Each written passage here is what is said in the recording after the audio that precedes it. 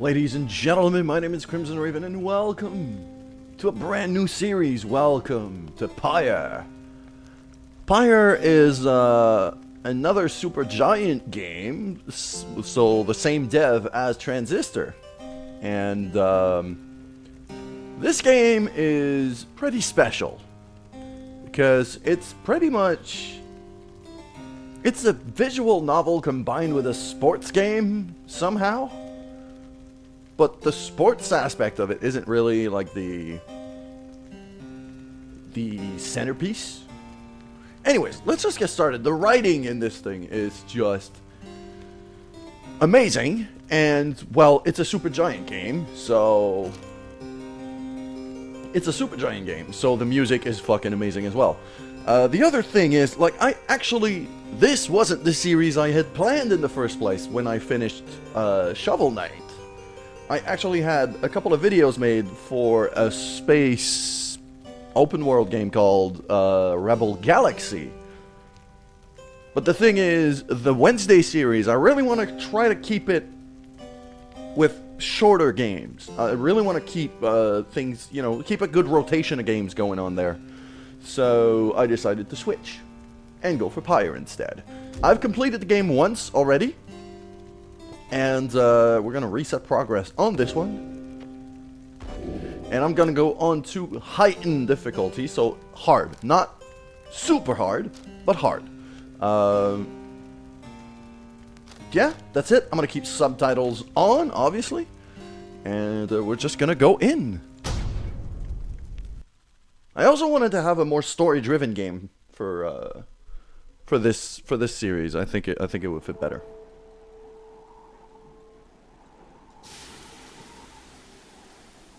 That art style is so freaking beautiful. It is both unique and also very, very super giant.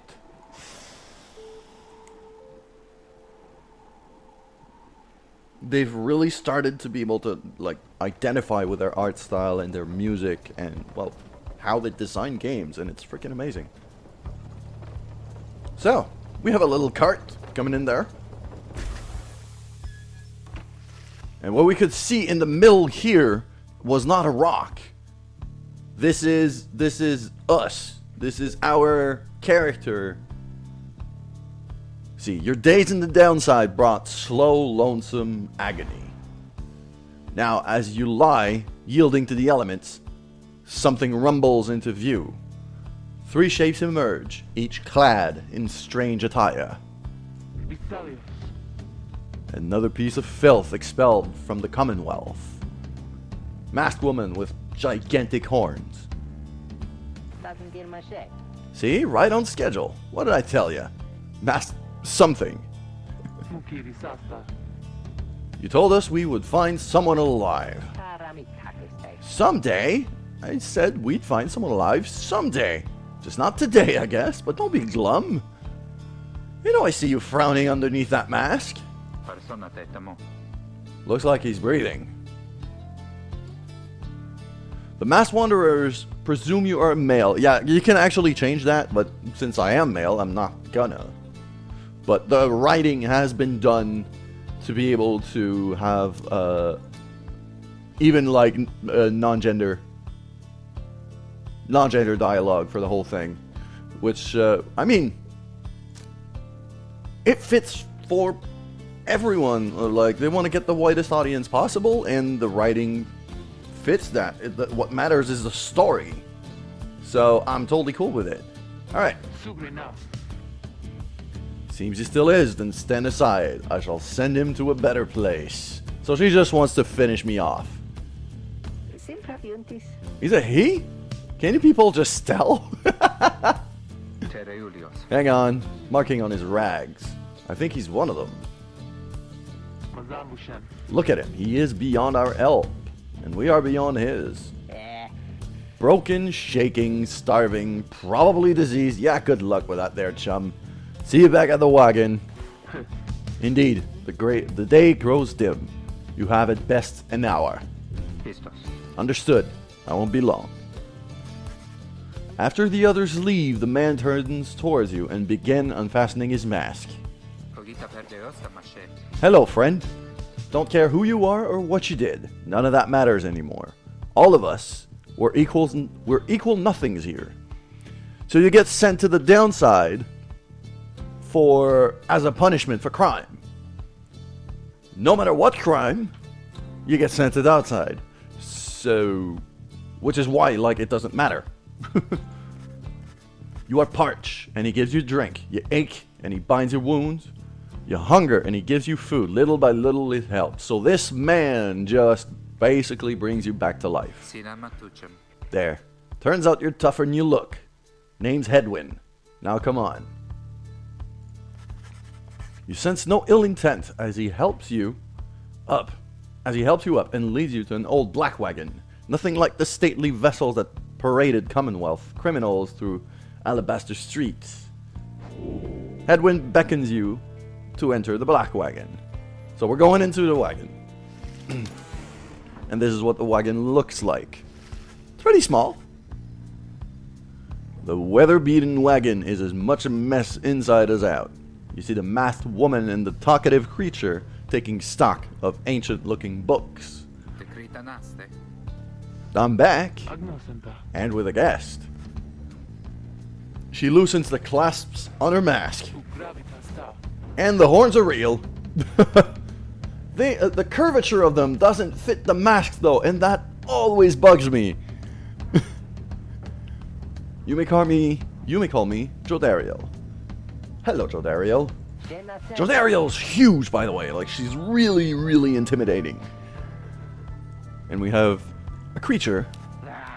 Struggles with his mask. Jodariel assists him. Ow! And he's a doggy. He's just a talking doggy.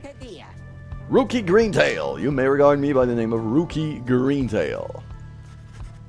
Such pleasantries out of the way, the horned woman then motions to the others. She glances at you sidelong as she speaks. Can he do it? Hope so. Haven't asked him yet. What? Then what are we waiting for? Hey, a chum.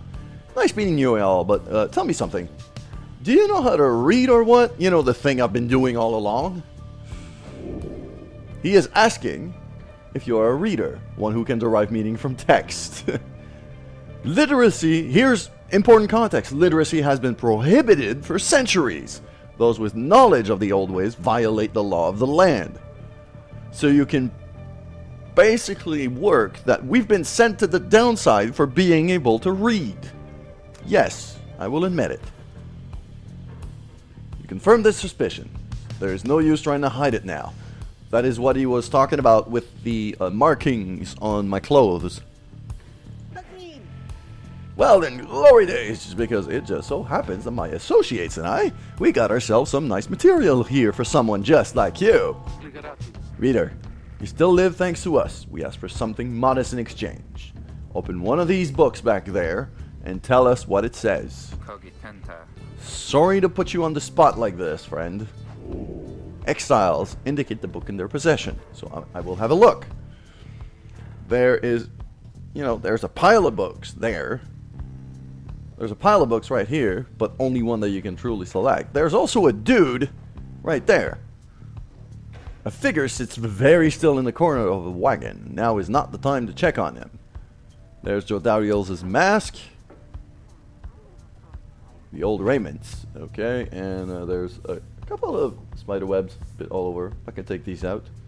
The intricate sigil, a symbol of some sort, is set in the wagon's floorboard. You cannot sense its purpose. I like that a lot. Like, there's a lot of shit that you just don't understand what they are because you just got in. I can actually light up this, but let's open the book. You pick up one of the old and heavy volumes, bound in materials you do not recognize. And there is the book. Forward, a formal welcome undersigned by the 8 scribes. You, dear reader, are an exile of the downside, such as we, the 8 who wrote this book of rights. That you possess it and have capacity to glean its word is testament enough to your potential. Thus, we reveal a path from this forsaken place to freedom, a homecoming in glory. The stars themselves shall be your guide. Ere the turning of the year's first solstice, seek the nearest longitude beneath the brightest of 8, as the line is shown. Arrive as a triumvirate, clad in the raiments of the rites, bearing this book. Oblige the voice that tells you more. So this is a ritual that we have to figure out, and there is the Pyre logo, is the 8 stars. So, there we go. The book describes a complicated method through which exiles can return to the Commonwealth. The words swim through your mind as Headwind gets your attention. Well, friend, what does it say? Then your vision starts to fade and blur. You feel your body waken and give out. So I just pass out from reading that. I get into shock from knowing there is a way out of the downside. Reader, dare you tamper with forbidden knowledge? So soon after your sentence into exile. 'Tis true what the book says. You can be free again. Perhaps not you yourself, but someone worthy of the privilege. You witness now the path toward salvation. And here we have the rights are the actual sports parts of the game. One way to return to glory. In your case, I hardly think it possible. Yet, by the grace of the scribes, it is my duty to inform you anyhow. Alright. It worked. So before I keep going, the character work in this game is so damn good that it actually made me understand why visual novels are a thing. I never was interested by the genre ever before, but somehow this one just got me. And I really wanted to show it to you guys. But now, on to the sports part. So it is true. Yeah, but what now? And where'd the reader go?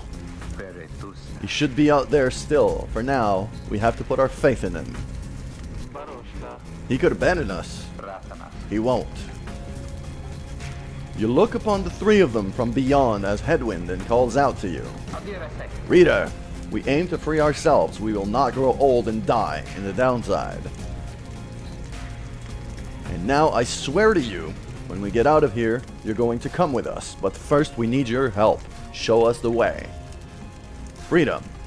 You focus all your mental faculties to do as Headwind asked. So I have to, focus by controlling them now.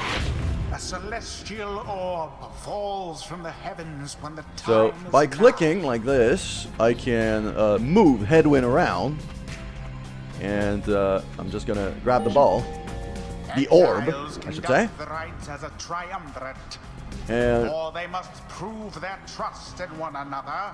I can pass the orb. In themselves.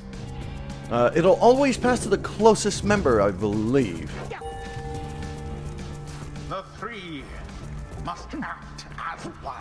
Only one exile can move at a time, so I cannot control all 3 of them at once. And if I just, by holding the spacebar, I can actually aim the pass. Otherwise, it's just gonna go for the closest.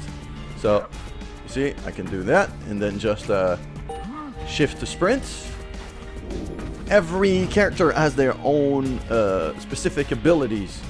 Sprint until stamina depleted. So, stamina bar right underneath my character.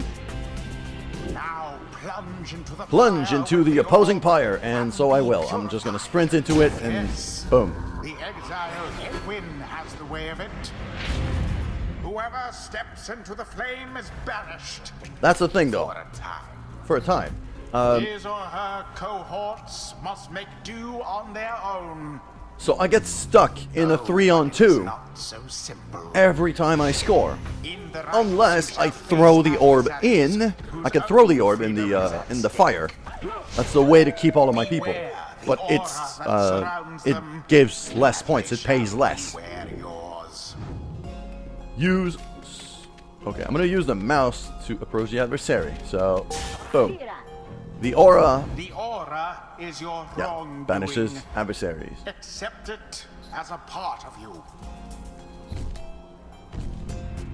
I got that huge demon. Cast your aura like a stone. And I can actually shoot them using this. Correctly done. Correctly done. Again. Just so. A glorious performance, I admit. When you do banish enemies like that, yeah, they return pretty quickly. So, you really have to take advantage of it. The orb absorbs the aura, then the orb quenches the flame. So if they're... Now I say jump. Leap with all your strength. The W key allows me to jump over the aura. The aura is really only sitting on the ground. That is very important here. Snuff out the adversary's pyre whilst yours yet burns. I could probably do a double shot on this, and then keep running. I'm gonna do it again. That didn't have the range I thought it had. Splendid. There we go. Because Dariel is huge. She's quite slow, but she is huge.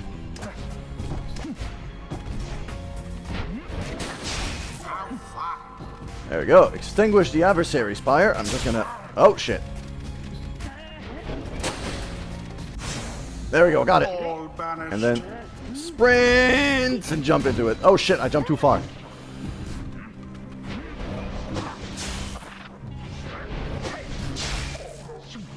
Now then. And there we go. Ran around him. Plunged into their fire. Headwind made it in. So, Rookie's actually quite fast, which is very useful. But I have to be quite useful. So I like to use Jodariel in for defensive purposes mostly, and then switch to Rookie because he's faster. But he does less damage to the pyre when he jumps in. There, dear reader. Now you understand. Now I understand Or indeed. do you? This was but a glimpse of that which lies ahead. I would tell you to turn back, cast down your hope. But all those such as you never listen. So the readers never listen, it seems. During the ride, only one exile on each side is permitted to move at any time. Yes. The others are still picking themselves up as you awaken. Well, that was something. That was our way out. So we just follow the stars or what? Supposedly. Reader, come. Let us regard the night.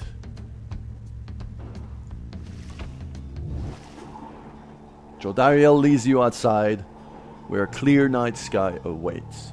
And this is where I'm going to wrap up the video. This is where I'm going to wrap up the video, so that way, every time, we're going to start each video now by looking at the stars, and end it by looking at the stars. Which I find a bit poetic, and I love it. I love the idea, so I'm going to do it that way. Thank you guys so much for watching this video. I hope you guys will enjoy watching Pyre as much as I will enjoy playing it, because I know this game's amazing. If you like the video, make sure to like, share, and subscribe to the channel. And that's for me, I'm Crimson Raven. I'll see you soon.